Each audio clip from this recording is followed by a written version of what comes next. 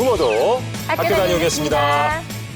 대한민국 부모들의 여론과 고민 상담소 EBS 부모. 부모. 안녕하세요. 서도인이 엄마 이지혜입니다. 반갑습니다. 민준이, 현준이 아빠 김익준입니다. 부모가 아니라면 몰랐을 크고 작은 문제를 함께 풀어보는 EBS 부모. 오늘도 문을 활짝 열었습니다. 네, 매주 눈물과 웃음으로 저희의 이야기에 공감하는 분들이죠. 이제는 이름이 많이 입에 붙으셨을 것 같은데 각 부모란 여러분 오늘도 출석하셨습니다. 어서 오세요. 반갑습니다. 예, 자, 이렇게 참석해 주셔서 고맙습니다. 네. 그리고 이분을 소개해드리죠. 이분들의 팬층이 나날이 두터워지고 있습니다. EBS 부모의 새별 권수영 교수님, 청근호 교수님, 박재현 소장님 어서 오세요. 안녕하세요. 네. 반갑습니다. 자,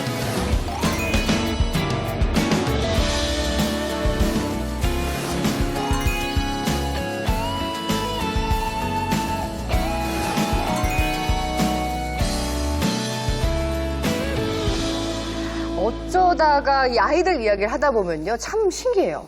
이 집에선 고민이 아닌데 저 집에선 엄청나게 큰 고민이고 막 이런 것들이 굉장히 많이 있거든요. 이를테면은 우리 집에 너무 안 먹어요. 여긴 너무 잘 먹어요. 그렇죠. 우리 아이는 너무 낯가림이 심해요. 우리 애는 너무 안 그래요. 뭐 먹는 거, 입는 것까지 다 고민들이 다 다른데요. 오늘 만나볼 귀요미도요. 다른 아이들과는 뭔가가 다른 특별한 것을 갖고 있다고 합니다. 영상으로 함께 만나볼까요?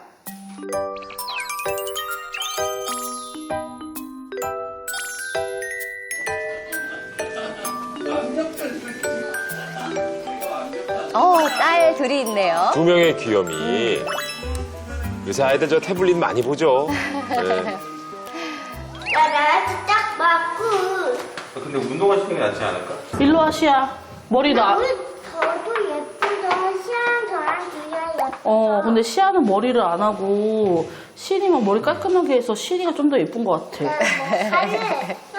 머리 묶는 거 일이거든요. 아, 맨날 또 나. 우린 그런 건 신경 안 써봤네요. 남자아이 둘이요. 출발합니다. 이거는 안전 밑에 자라나 보는 거야. 야, 내 식구가 어디로 가시려나. 사람도 너무 많은데? 사람 진짜 많다. 할아버지한테 또 인사했어? 오, 오, 밖에 인사를 해요? 그 동네 스타네. 셀럽이야. 어디 가요? 공원 나들이 가셨나 보다. 할아버지. 내 머리가 하얀색이에요. 할아버지니까 하얗지. 아빠도 조금 있으면 머리 하얘져. 몇개 많고. 예쁜 지존해. 나 받지 안 돼요? 처음 보는 사이예요. 부침성이 굉장히 좋네요. 아니, 가서 앉았어요, 자리에.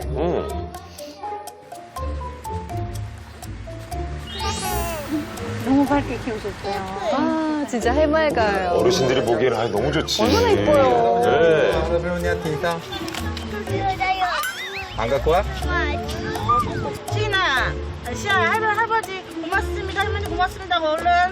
한 번은 제가 신랑 쉬는 날 아이들이 답답해 하니까 마트 가자고 해가지고 마트에 갔어요. 근데 저도 살 거 사고 애들 거도 하나씩 골라와 해가지고 이렇게 장난감 코너에서 이렇게 풀어줬더니 둘째가 없는 거예요.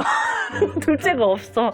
그래가지고 한참 참다가 그 방송 해가지고 아이 찾는다고 해가지고 갱신이 찾았거든요. 근데 그거를 여쭤보니까 그 자기 또래 그리고 아저씨를 쫓아간 거예요. 그래서 전 걱정되시겠다. 나도 같이 엄마 아빠 해줘요. 막 그렇게. 진짜요? 엄마 아빠 어딨니? 했을 때 우리 엄마 아빠 몰라요. 이렇게 얘기를 하더라고요. 조금 섭섭하실 수도 있겠는데요. 자, 엄마 다녀왔습니다. 선생님 안녕히 계세요. 네. 네, 갈게요. 네. 아저씨 안 보여요. 아저씨 안 보여요? 보고 동생 보고. 아이고, 우리 제작진도 바로 친구가 됐어. 이렇게 손잡고. 한 번만 보고 그냥 가자. 오늘은 엄마 자전거 길게 못 태워줘. 어른에 대한 경계가 하나도 없는 것 같아요. 넌 아저씨랑 가. 네, 아저씨랑 가자. 엄마 따라오지마 그럼 부끄럽다면서. 카메라 들고 계신 거죠, 지금? 한 손으로 지금 카메라 들고 있어요. 어머, 어떻게 저렇게 할 수 있을까요? 아이들 좀 낯설어하고 무서워하는데. 왜 우리 카메라 감독님 펭수 닮았나? 왜 이렇게 금방 친해지셨지? 모르는 사람 그 누가 그렇게 해? 배도 저렇게 통통 치고. 모르는 아저씨거든? 아니 진짜 아빠인 줄 알겠어요. 시아야, 그러게. 엄마 말 잘 들어야 돼. 엄마랑 같이 다녀야 되는 거야. 위험해. 아저씨 나쁜 이게 사람이면 나쁜 어떡해? 사람이라고 생각하면 그럼요, 맞아요. 뭘 하지 마. 걱정되죠. 아, 진짜 아저씨 나쁜 모르는 마음 먹은 사람이잖아. 사람이면. 시아가 어떻게 알아? 나쁜 사람이면 어떡해? 박시아? 엄마 손 줘. 모르는 사람 이렇게 하는 거 아니랬어? 손 놔. 그럼 엄마 언니한테 갈 거야. 손 놔. 아이고. 밖에 나와서는 박시아. 계속 뒤돌아봐요. 시아가 세상에서 제일 좋아하는 사람은 누구예요? 아저씨. 아저씨? 네. 나? 나 삼촌? 왜? 너무 좋아하죠. 너무 좋아요? 자, 오늘 고민 의뢰해주신 부모님 두 분 나오셨어요. 안녕하세요. 안녕하세요. 네, 자기소개 좀 부탁드릴게요. 시은이, 시아, 엄마, 어메인입니다. 네, 아빠 박상주입니다. 반갑습니다. 네, 반갑습니다. 오늘도 엄마, 아빠 두 분이 다 나오셨어요. 아유, 이렇게 부침성이 좋아, 아이가. 근데 바라보시는 부모님들은 좀 걱정스러울 수도 있겠어요. 아, 저는 귀여운데요. 아, 귀여워요? 네. 엄마 표정은 아니에요. 왜 요즘 세상이 너무 흉흉해서요, 그렇죠? 네네. 네, 어떤 점이 제일 걱정이세요? 우선은 모르는 사람을 너무 반기고, 그 다음에, 너무 따라가서 좀. 그렇지. 예, 누가 보면 엄마, 아빠로 오해를 많이들 하세요. 네. 그래서 조금 힘들어요. 그러니까요. 그게 좀 다른 의견을 가지고 계세요. 아빠는 뭐 이거 사회성이 좋은 거야, 부침성이 좋은 거야. 엄마는 그래도 좀 이상해. 좀 지나친 면이 있어 보이죠. 그죠? 아마도 기질적인 영향도 있을 거예요.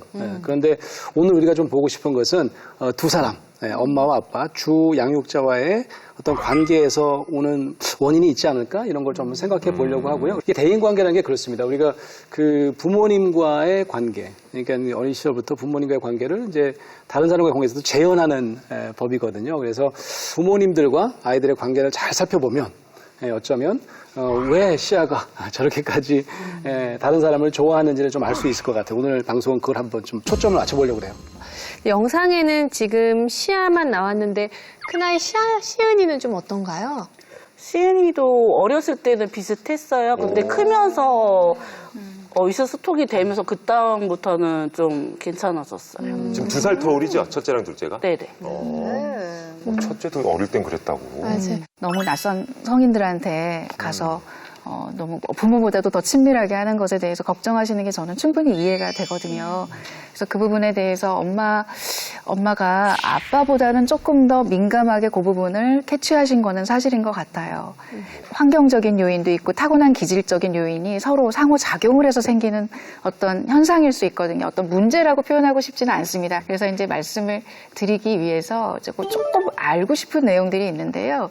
우리 어머님께서 우리 시은이 시아 처음에 이제 출산하신 직후에 초기 양육의 환경이라든지 어머님의 마음 상태가 조금 어땠는지 궁금합니다, 어머님. 그때는 첫째 때 임신했을 때부터 저는 산후우울증이 있어가지고 첫째 때 낳고 이게 점점 심해졌어요. 우울증이. 둘째 낳고 저희도 더 많이 싸우고 예, 그때가 많이 고비였던 것 같아요. 둘째 시아 낳고 나서가 조금 더 많이 힘드셨어요. 네네. 네. 이제 아이들이 발달상에서 태어나서 초기 그 생후 1년이라고 하죠. 생후 1년 영아기 때는 엄마하고의 어떤 공생관계. 그러니까 자기가 태어나서 누워있으면 엄마가 와서 까꿍까꿍 해주고 자기가 울었을 때 엄마가 바로바로 와서 뭐 기저귀도 갈아주고 우유도 주고 놀아주고 옹알이에 화답해주고 이제 그런 과정을 통해서 아이들은 이 세상은 태어났더니 살만한 곳이네 라는 걸 느끼는 게 세상에 대한 신뢰를 이제 경험하게 되는 첫 단계거든요. 이제 그때 아이가 그 부분을 잘 이제 경험을 하지 못하게 되면은 애착 대상하고 돈독한 관계를 형성할 수가 없어요.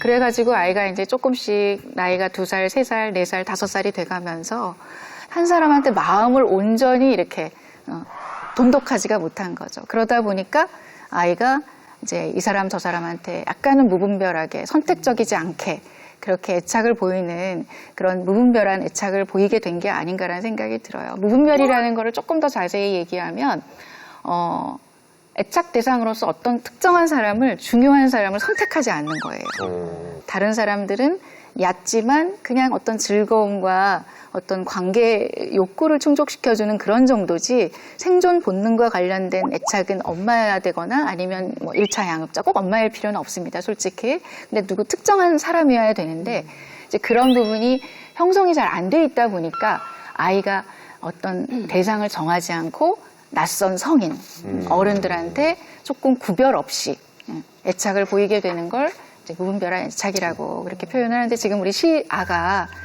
그런 양상을 보이고 있는 상황이라고 생각을 해요. 그렇군요. 근데 아까 첫째도 어렸을 때는 약간 이렇게 좀 부침성이 좋았다가 지금은 안 그런다고 그랬거든요. 네. 연령의 문제일까요? 이게 좀 나아질까요? 시아는 우리가 봐도 너무 귀엽잖아요. 예. 그래서 이렇게 일단 기질적으로 받쳐줘야 돼요. 이렇게 다른 사람한테 잘 갈 수 있는 그런 외향성이 있어야지 되는 거고. 근데 이게 귀염으로 승부할 수 있는 나이가 정해져 있습니다. 이제 조금 지나면 이 귀염으로 이제 다른 사람에게 승부할 수가 없는 나이가 올 거예요. 그러니까 이제 금방 좀 줄어들 겁니다. 이제 양상이 어떻게 바뀌냐면 굉장히 과도하게 친밀감을 표시해요. 굉장히 오래전부터 알았던 사람처럼. 그래서 당황해야 할 거 아니에요. 이제 생각을 좀 바꾸겠죠. 이렇게 편만하게, 좀 얇지만 넓게. 그래서 결국 그렇게 넓은 관계를 가지려고 하는 이유가 내가 사실 혼자 남겨지는 외로움 이런 것들을 좀 방어하는 심이다 이렇게 보셔도 될 것 같아요. 분명히 바뀌긴 바뀔 텐데 그 이유를 빨리 저희가 이제 찾아서 이제 이걸 좀 해결할 수 있는 방법을 좀 제시하면 좋을 것 같습니다. 근데 애착 말씀하셨지만 얼핏 생각하면 좀 이해가 안 되는 게요. 애착이 뭔가 불안하고 잘 형성이 안 돼 있으면 뭔가 더 위축될 것 같거든요. 근데 굉장히 자신감 넘치고 막 다가가잖아요, 소장님. 이건 어떻게 봐야 돼요? 외향성인 기질을 갖고 있는 아이들은요, 오히려 훨씬 더 과도하게 암호하고도 이렇게 가깝게 지낼 수 있는 그런 쪽의 행동을 보이기도 하죠. 예. 근데 저도 지금 당장에 저희 첫째가 굉장히 부침성이 좀 좋은 편이에요. 그래서 동네 어르신들한테 인사도 잘하고 저는 항상 칭찬을 했는데 갑부무단 여러분들께서도 순간 우리 아이 부침성이 좋은데 혹시 애착에 어려움이 있는 건가? 그 기준이 있을까요? 애착에 어려움이 있는 아이 그리고 그냥 부침성 좋은 아이 이 차이점도 좀 있을까요? 자기가 적절하게 경계를 해야 될 건 경계해야 되는 거거든요. 그러니까 위험을 스스로가 인지하고 낯선 걸 경계하는 건 인간이 자기를 보호하기 위한 일종의 본능적인 행동이에요. 그런데 그렇게 경계 없이 아무나 따라간다든지 그런 것들은 정말 위험할 수 있기 때문에 우리가 이제 정신과, 소아정신과에서는 반응성 애착장애 종류 중에 하나인 탈억제 사회관여장애라는 그런 어떤 병명으로 이런 이야기들을 이제 이야기를 하기도 합니다. 이게 평생 그 진단명을 붙여서 평생 따라다니는 그런 게 아니라 이렇게 어린 시절 동안에 애착의 문제를 잠시 보이는 아이들을 우리가 어떻게 봐야 하지? 라는 고민이 되다 보니까 진단명을 붙여서 이 아이를 좀 이해해보자, 이 가정을 이해해보자 라고 하기는 합니다. 진단명이 있다는 건 진단 기준도 있을 것 같은데 네네. 구체적으로 있을까요? 연령별로 조금 다른데요. 만 2세 이전의 어린아이들은 아직 어리고 말도 잘 못하잖아요. 그러니까 말로 표현이 되기보다는 그냥 막 팔로잉하는 거죠. 따라가는 거. 아무나 보고. 사실은 18개월만 돼도 낯선 사람을 경계하는 게 정상 아이들은 있거든요. 그래서 엄마가 내 뒤에 있는지를 체킹백이라고 하는데 뒤에를 점검해보고 그다음에 엄마가 내 주변 반경 뭐 1m 이내에 있으면 안심하고 낯선 사람이 뭐 하나 쳐다보기도 하고 그런 건 정상인데 엄마가 자기 주변에 있는지 확인도 안 하고 막 따라가는 건 문제가 있는데 만 2세 이전의 아이들은 이제 그런 식으로 보이고 이제 언어가 어느 정도 트이고 이제 운동 발달 좀 활발해져서 조금 더 이제 커지면 약간 모든 사람한테 막 매달리고 막 만지고 막 이렇게 주의를 끌려는 행동을 하고 또 이제 5세 이상이 되고 그러면은 약간 조금 더 이제 세져요.